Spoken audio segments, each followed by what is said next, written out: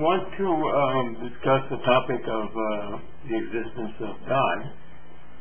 I noticed in the internet there's some sort of contest that some Christian group is challenging someone to prove or disprove, I guess, the existence of God. Of course, we know that that group would decide that no one was able to do that, whether they were able to or not, for obvious reasons. I think I'm going to disprove that elephants exist right now. If elephants exist, let a herd of elephants run through this room. Nobody did. So elephants don't exist. In any case, I just recently wrote an essay on this topic. Forgive me for cheating. I printed certain itemizations here because it's difficult to remember all the points. But it's just on the existence of God. And the first question is really, when we talk about that, do we have a definition of what God is doing and what God is? If I point to a cup, somebody came from Mars and said to me, "What's a cup?" I could say, "That's a cup."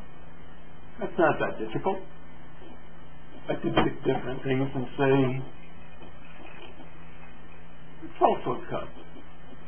But eventually, the visitor would create a concept, an abstract concept of cup. And this is true for all conditioned existence, which is in fact less real than the wisdom mind. But in any case, I will give some definition of what the God that we're talking about. We're not talking about the Aztec God, as someone said, or the Wiccan mother goddess, but the God of Christianity, Islam, and Judaism, the prophetic religions. This God is some sort of person that acts and relates to us. Most of these descriptions don't describe God as just a set of rules of reality. He sort of responds, sometimes angry. In this sense, God is some sort of super person, just like if cats were to conceive of God, God would be a super cat. Of course. We say we are conceived in His image, and that has some spiritual meaning, but really, God is conceived in our image. God is all-powerful, can supersede the laws of the universe that He Himself created. He intervenes in history. He's just not a being, but an actor. He's all-loving.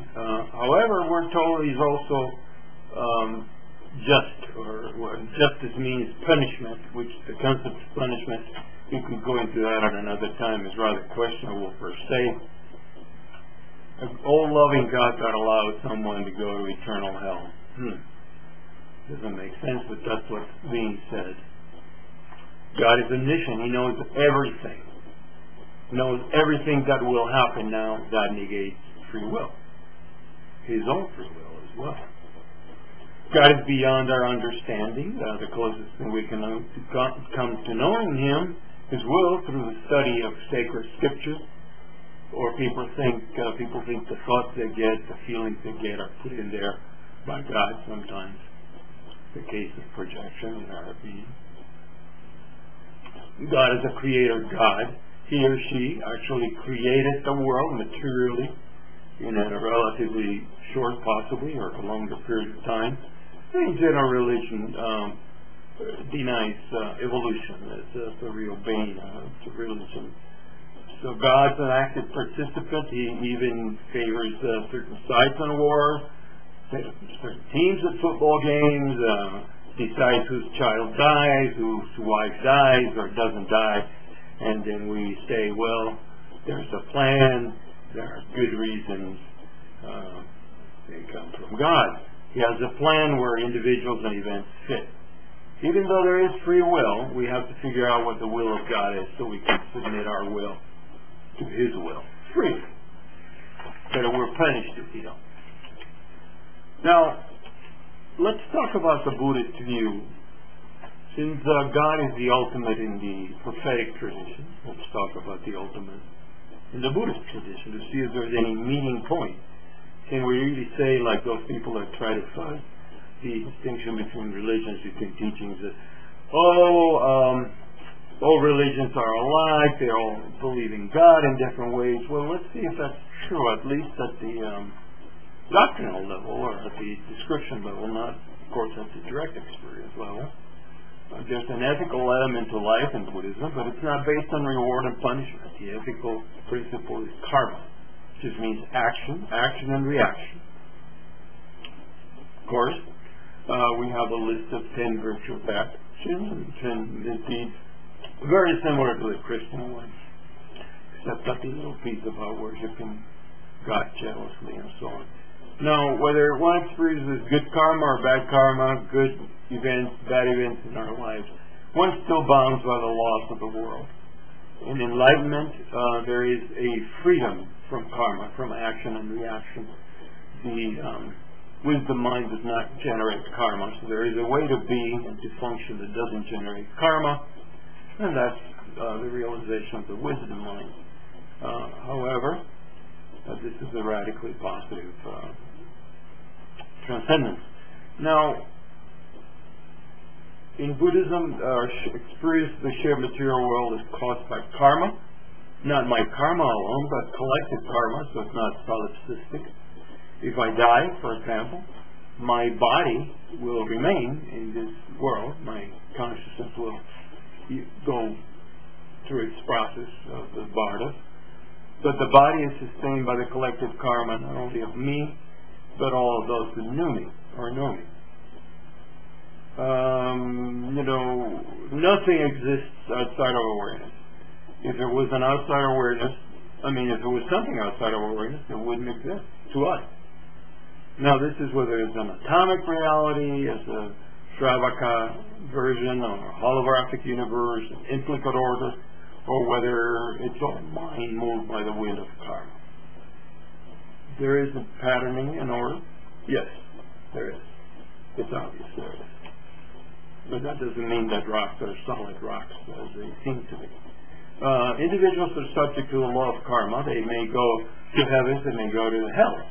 But the hells are not eternal. In Buddhism, once the negative karma that sent an individual to a hell or a lower rebirth is exhausted, there may be sources of good karma that again return to the cycle of being born human or another birth. So there's always cycling and cycling. So eventually the individual is liberated. Now that's not an automatic event. One must practice in the path, but do the math. Given an infinite amount of time, an infinite amount of sentient beings would be liberated. So Buddhism is radically optimistic. There's no eternal situation in which an individual gets caught. And again, it's not a matter of reward or punishment, but simply karma is defined as virtuous karma is that which brings about good results, and negative karma that which brings about negative results. So the list of actions is not a commandment. They're guidelines to help us stay out of trouble, so to speak. Now, there's a teaching of shunyata, or emptiness, that points out that anything we encounter in the world lacks any lasting and independent substance. In this sense, they don't exist. The cup does not exist by itself. It is dependent on conditions on the earth. Temperature, if I drop it, it will shatter into pieces, and so on.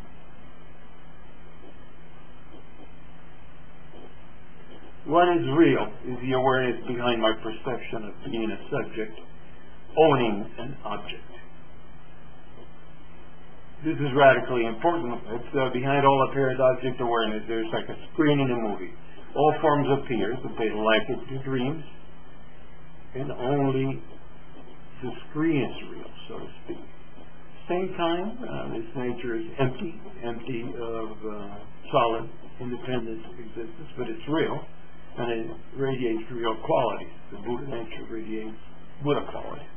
The pressure of our Buddha nature for us to lower our barriers is constant. We can experience this, the ego experiences this as a threat. It's a constant reminder of its own lack of solidity, its impermanence. So the ego continually struggles